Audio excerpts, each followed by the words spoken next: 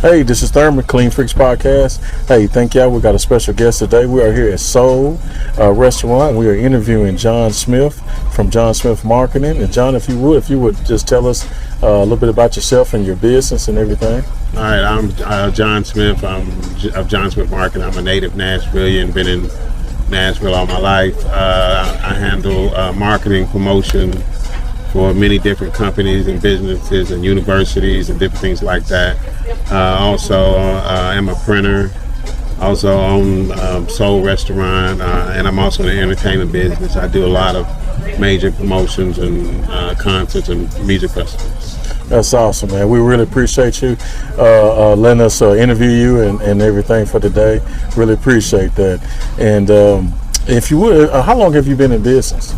All my life. I started my business at age 17, so I've been self-employed all my life. I've never had a job for nobody. I've always worked at John Smith. Mm-hmm. That's and I'm a Nashville native, and as long as I can remember going to even teen parties, I remember seeing your name on there as production. Yep. What gave you the idea of starting your own business? It was just something that God gave me at an early age. I mean, 17 years old. Got into throwing parties and went from parties to small concerts to big concerts to festivals to printing to just God has just blessed me with a gift, and I'm just using it to my ability. That's awesome, man. How many businesses? I know you mentioned, just touched on, how many businesses do you own? Probably 10. 10. Wow. What gave you the drive, I would say, I guess, at an early age? I knew I had a gift of getting people to come out. So just, realizing I had that gift early and the drive. Because a lot of people don't have the drive. They got the will, they want to do something, but they don't have the drive. And I always had the drive, pretty tenacious as a young. I didn't slow down older, but when I was younger, I was pretty tenacious on promoting and marketing and doing what it takes to get people to come out to my event. Mm-hmm. One of the things is, and I tell people as an entrepreneur that they think sometimes you can just start working for yourself sometimes, and sometimes maybe that might be the case. And how did you finance? I mean, did you have a daddy? Okay, I had a good dad. My dad was an awesome guy. He anytime I come in with a project or an idea or a concept, he supported it. He jumped right on it, and he was just always there for me. When my mom and dad got divorced when I was 5, my dad had custody of me. I lived with my dad. Really? And I just go see my mom and my sisters on the weekend. So, not that my mom couldn't take care of me, but my dad, I just, natural for a boy to go with his father, and that's what wound up happening. It was one of the best things that has happened to me. And a big shout out to your dad, man. Who was your first employee? If you can think back that far, maybe. No, Chill Will. No, Chill Will. I can't think. I remember Chill Will. No, not Chill Will. That's a good question. It's been 30 plus years. Yeah. I've been at it for a long time, so it's a good question. Been holding it down. How big is, you can say, if you know, how big is your current staff, maybe at the moment? Depending on which project I'm on, if it's a music festival, it's hundreds of people, that it takes to pull off something at the Riverfront Park. It takes hundreds of people. Here, over 50 people at my restaurant, and my other businesses. There's a bunch of other stuff, I got going on also. Gosh, that inspires me. Corona, how did that affect you in your business or businesses? It affected me where people weren't really trying to come out, so I really couldn't do any shows. It was kind of good to sit back and relax and kind of watch things. It was like a good reset. It was like a good reset, but you got to store up for the lean days. So I was pretty stored up and was just waiting for stuff to break. And I still travel, still live my life, and I just remember Corona just like it was yesterday. Yeah, a lot of people just didn't really want to go out and do anything. It was just wow. I think I canceled a few concerts and festivals, and it was wild. Yeah. But you made it. I see. He made it. He made it. What gave you the idea to start a marketing business? Oh, because that club stuff that I was in and the entertainment stuff was really ruining my life. I was basically in the streets, in the clubs, and parties. Come home, 2 or 3 o'clock in the morning, married young. It was just a wild life. Really? What services do you offer in your marketing business? We handle printing, we handle websites, we handle graphics, we handle everything as far as helping the business grow. That's what we specialize in. Okay, awesome. Are there any marketing tips that you can give us that's maybe not proprietary? Just be aggressive, be tenacious. Whatever you're good at, make sure people know about it. A lot of people have good products and good things going on, but they never get it outside their circle. Just say circle knows about it. The circle knows they're a good cook. Their circle knows this, but it's never outside their circle. Social media, how has that impacted you, or for good or for bad? Well, I read a book on Facebook and MySpace and all that stuff when it first came out. That really helped me. It helps me with branding because I had to rebrand myself. I was known in the city as a party promoter, and that's what people thought of me when they thought of John Smith. So I had to rebrand myself from being a party promoter to have a marketing company to be an entrepreneur.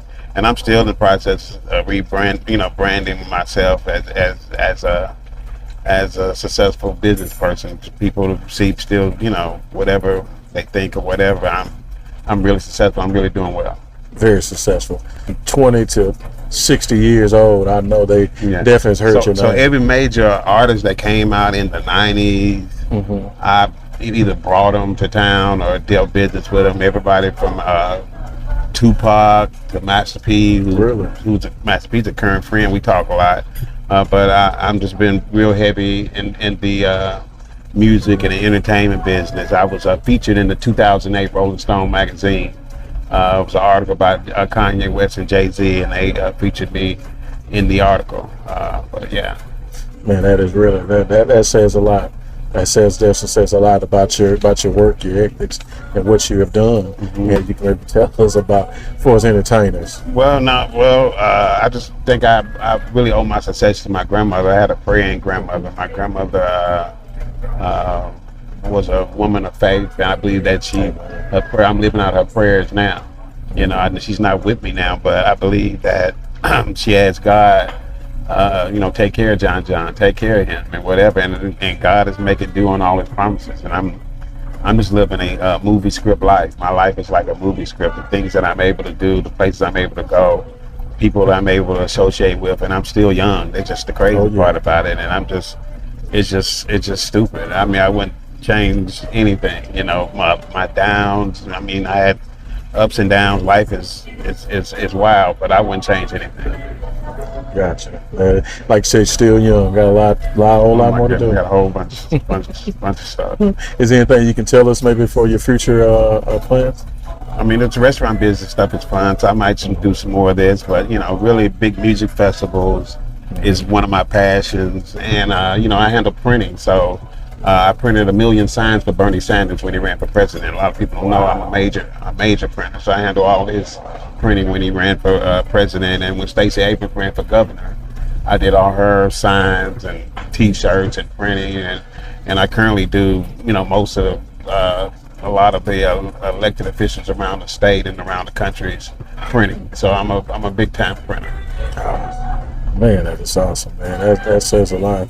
And as far as entertainment, maybe the young folks or somebody that's trying to want to do that, how hard is it to as far as like permits and fees and there's a whole bunch of stuff you got to go through, you know what I'm saying? And you got to just be careful because, you can mess with social media, you can mess your name up if you do try to jump out here and don't have the money to pay for stuff and do stuff. So you just got to be very careful. But just, if it's your dream and passion, do it. Just do it. Get the funding and do it. Make it happen,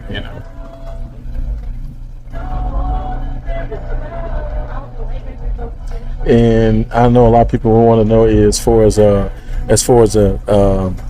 making money from concerts.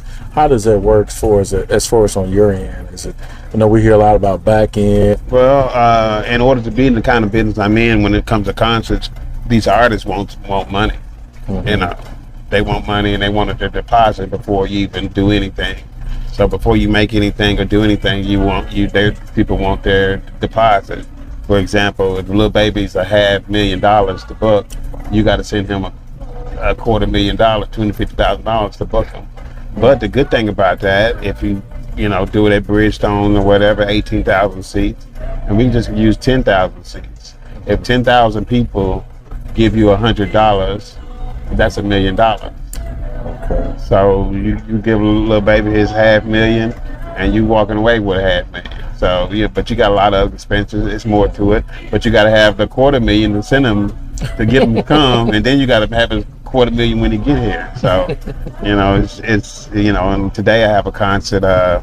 Finesse 2 times, and I got to get his money together. He's on his way. He's performing tonight, and I got to get his chips together. He wants his money before he performs, and if he don't get his chips, he's not going to perform. Wow, I've heard of Finesse 2 times. Memphis, if I'm not mistaken. Right. Memphis, and that's something, man. So you work. I was just looking through Facebook and the other day and just saw some of the names that you work with.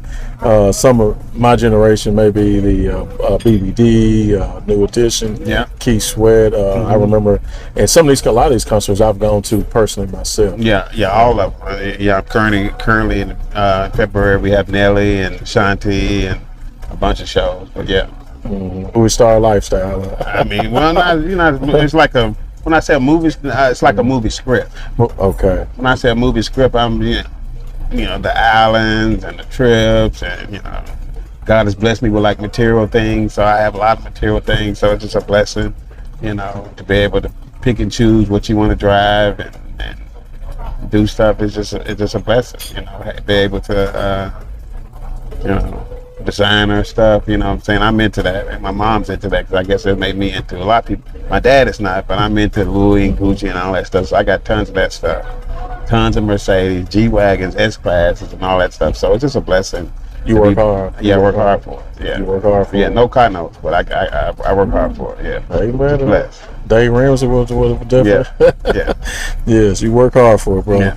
As far as responsibility, sometimes as far as entertainers, do you have to take care of their hoteling? Yeah, you got to take care of all this. It's called a rider. And a rider, there's all the requirements that they want when you bring them in. They want certain kind of food, certain kind of chicken wings, all blue M&Ms. Certain kind of alcohol, certain kind of this, certain kind of that. Yeah, that's part of the business. Mm-hmm. And that's outside of their fee, or outside of the fee. Yeah, it's their rider requirements. Like right now, I need to get a DJ console for Finesse 2 Times DJ, so I'm working on that now. So.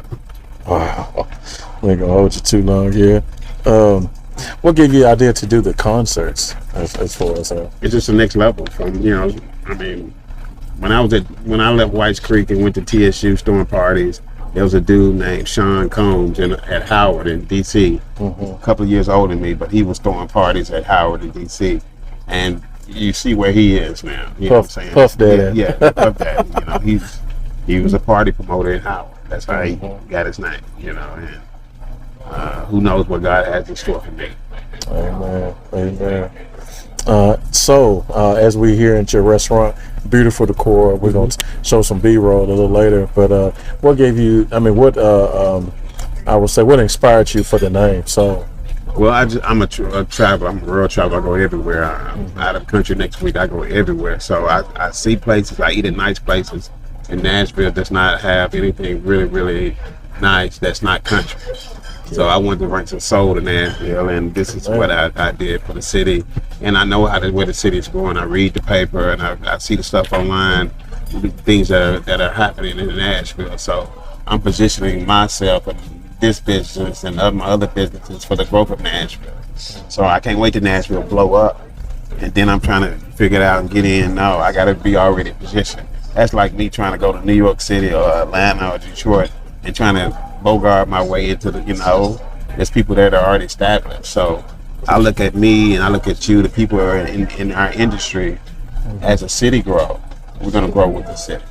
But you got to get in a position to, be able to grow with the city. So you can't wait till the city blow up and we got the Super Bowl and everybody trying to find a place to go eat. And I'm gonna try to open. No, I'm already got a place open. So so it's about being ready and being in position for the growth of Nashville. That's what Soul was about. And I plan on doing the other Souls in other cities and other parts of town too. Really? If you would, is there any other cities that you can speak on? Right now, I'm just basically working on getting the kinks out of this one, and then I'm going to expand. Awesome. That is good. What is the inspiration on the food and drinks here? I like nice food. I like lobster, and I like salmon, mai. I like red snapper, and we have all that on our menu.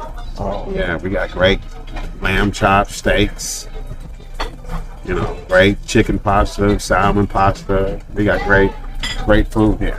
Great oxtails. We got everything. That's what we was speaking earlier about the oxtails earlier. Right. Yeah, something that we don't. I didn't even heard until a few years ago. Yeah. What are 3 things that you may regret in business? I do have regrets. I don't dwell on them. If I dwell on them, if I focus on them, if I think about them, that's taking the energy on where I'm trying to go. So I don't really dwell on them. But if you want me to reflect on mistakes, probably I would probably regret. I don't regret taking a chance on doing stuff. But I do regret, I guess, moving a little fast, getting married young, and being out there. But that's part of who made me who I am, I guess. So I do have regrets, but I don't have regrets. I understand. What are 3 things that you think they have that really made your business and for you to be the most successful entrepreneur that you are today? The number one thing is relationships. Mm-hmm. Number one thing is relationships. I got relationships with everybody around the country, around the city, around the state, and people do business with people they like. So when people call me for stuff, they calling me because they like doing business with me. They could be calling anybody, but they like doing business with me. Great, that is.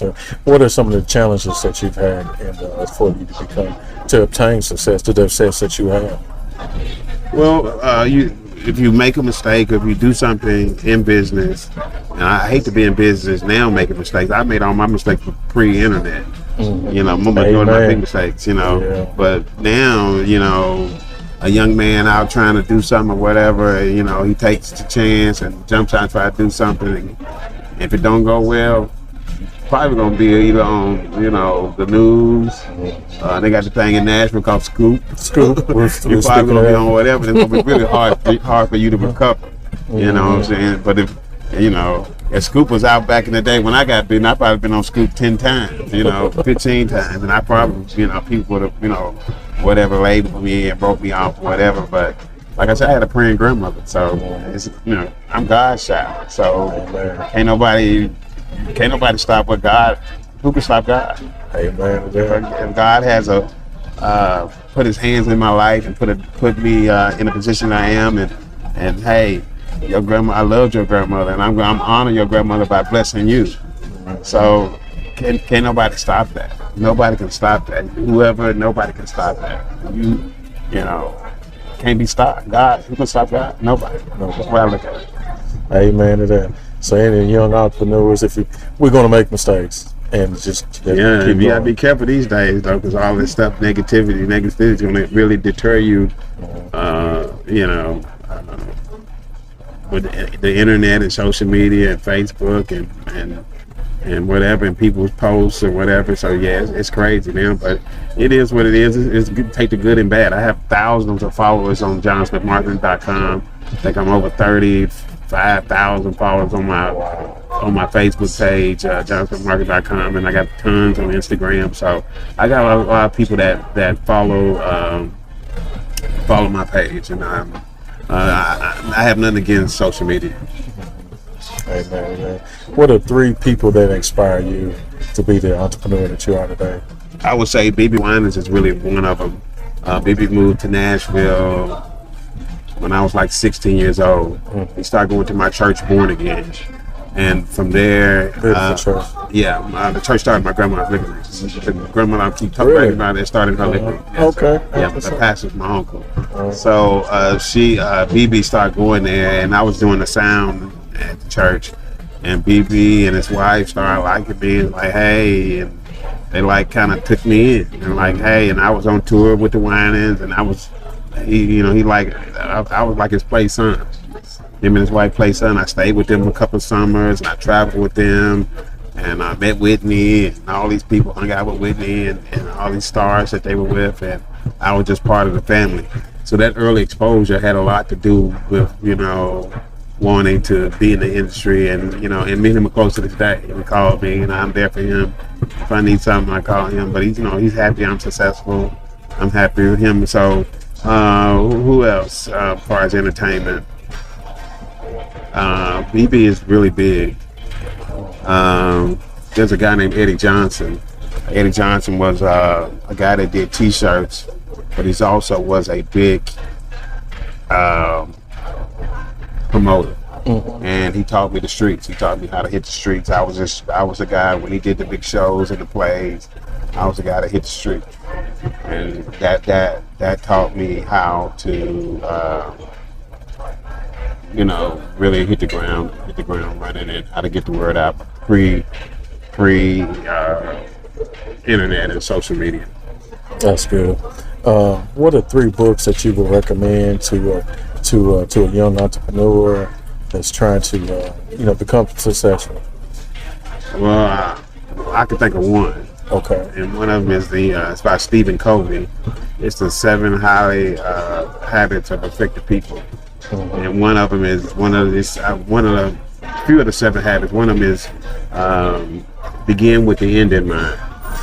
When you begin with the end in mind, you kind of strategize how you want stuff to end up. So sometimes, if you're in a situation, you want to end up leaving safe or leaving, so you might need to just shut your mouth. Yeah. You're beginning with the end in mind, so you're really thinking about how you want stuff to end up. It's like chess. So you begin with the end in mind. That was one of the habits of effective people, and another one is be proactive, think win-win. But it's 7 habits, and that book has always really stuck with me. And the last in the Bible. Amen. Yeah, that's my number one. Yes, it is. What would you tell your 17-year-old, 18-year-old self if you could tell them anything? Stay away from the fast girls. Same here. Yeah, stay away from the fast girls and focus on what you're trying to build. You know what I'm saying? I have beautiful kids. Had some of them a little bit too early, but in college trying to figure myself out, having kids and married. I would definitely tell young people to be focused on your career and building your brand, because this life that we're in, this is real. This is not no practice and I'm gonna come back and start over and do it different next time. This is like really, really life. I'm like really, really, I ain't gonna say my age, but I'm really, really, close to 50. You know what I'm saying? I'm really close to 50. We probably about the same age. Yeah, I'm like really, really close to 50. Same here. And this is crazy. Life is really going by fast, and you know what I'm saying? It's just crazy. And it's, what kind of life do you want? What kind of life do you want, John? What kind of life do you want? So, life goes by really fast. Man, thank you. If you would tell our listeners how they can contact you, patronize your business, and what you have upcoming. And we definitely, I'm not sure if they will get a chance to see it tonight, but the finesse 2 times tonight. Yeah. It's a student-only concert. It's on campus at TSU. But I'm John Smith. JohnSmithMarketing.com is my website. And then my email is johnsmith@johnsmithmarketing.com. And we're here at Soul, the new restaurant that's on Charlotte Avenue, 6317 Charlotte Pike, and SoulNashville.com. And you can reach us at info@SoulNashville.com. And this has been like the Chuck E. Cheese for grown people. People have been really coming here to do their celebrations, their birthdays, 20 deep, 30 deep, 50 deep. and people come here, and we have a really good time. Just glad to have a place like this for people to come and feel comfortable. You know, you can't do all that at your Alexander's and Applebee's and all these different places where you might want to go celebrate. But at Soul, we embrace people. We you know, baby showers and all kinds of stuff that we do here. Awesome. Hey, we really thank you. Bless you, brother, for letting us come in and interview you. I pray that someone maybe in our age group or someone younger can be encouraged by this right here. Thank you. Thank you so much. All right. Clean Freaks Podcast.